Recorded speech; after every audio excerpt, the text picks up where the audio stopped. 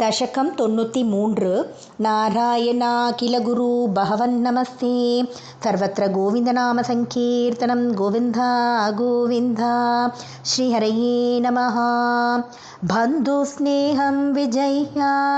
तव हि करुणया त्वय्युपावेशितात्मा सर्वं त्यक्त्वा चरेयं सकलमपि जगत् वीक्ष्य मायाविलासं नानाद्वाद्भ्रान्तिजन्यात् सति खलु गुणधो शावबोधे विधिर्वा व्यासेधो वा कथं तौ त्वयि निहितमते वीतवैषम्यबुद्धेः।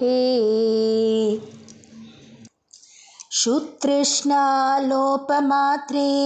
सतककृतधियो जन्तवः सन्त्यनन्तात् धेभ्यो विज्ञानवत्वात् पुरुष इह वरत् तज्जनेर्दुर्लभैव तत्राप्यात्मात्मनः स्यात् सुहृदभिचरिपुर् यस्त्वयि न्यस्तचेतात् तापोचित्तेरुपायं स्मरति स हि सुहृत् स्वात्मवैरी ततोऽन्यः। त्वत्कारुण्ये प्रवृत्ते त इव न हि गुरुर्लोकवृत्तेऽपि भूमन् सर्वाक्रान्तापि भूमेर्न हि चलति ततः सक्षमां शिक्षयेयं गृह्णीयामीश तत्थ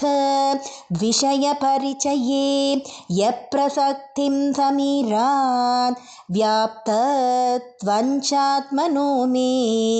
गगनगुरुवशात् भातु निर्लेपता च स्वच्छस्या पावनोऽहं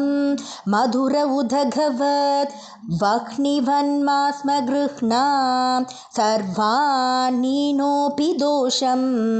तरुषु तमिव मां सर्वभूतेष्वेयां पुष्टेर्नुष्टिकलानां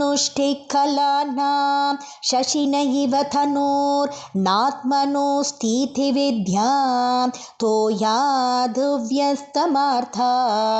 डवदबिचतनो श्वेकतां त्वत्प्रसादात्।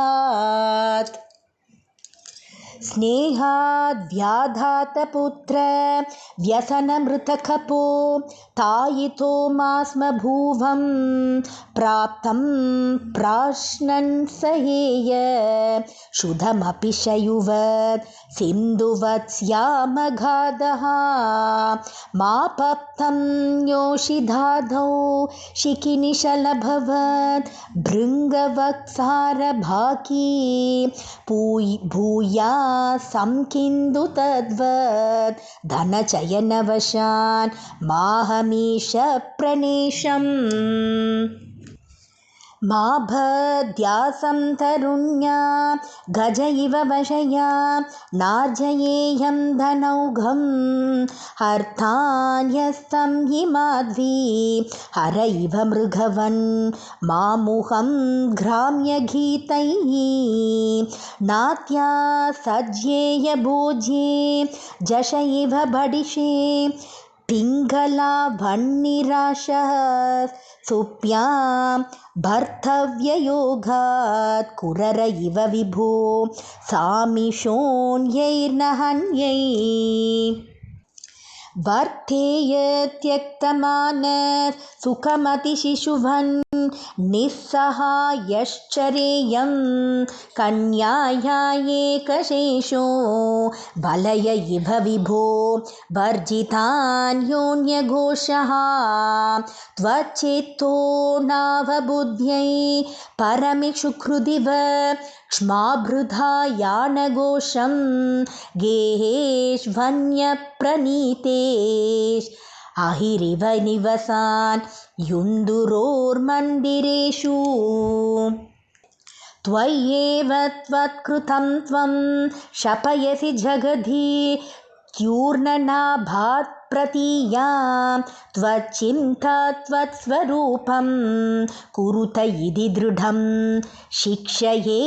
पेशकारात् भिड्भस्मात् मा च देहो भवति गुरुवरो यो विवेकं विरक्ति दत्ते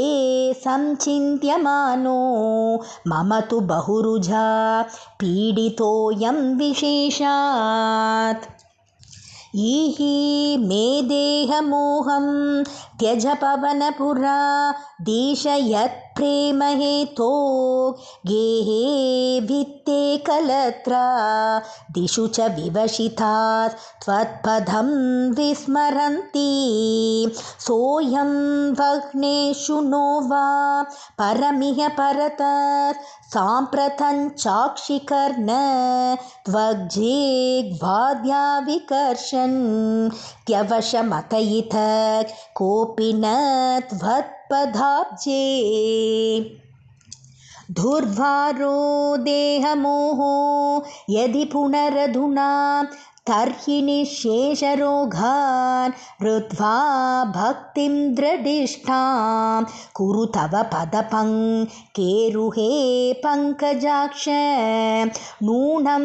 नानाभवान् ते समधिगतममुं मुक्तिदं विप्रदेहं शुद्रे हाहन्तमामा शिपविषयरसे पाहि मां मारुतेश सर्वत्र गोविन्दनामसङ्कीर्तनं गोविन्दा गोविन्द।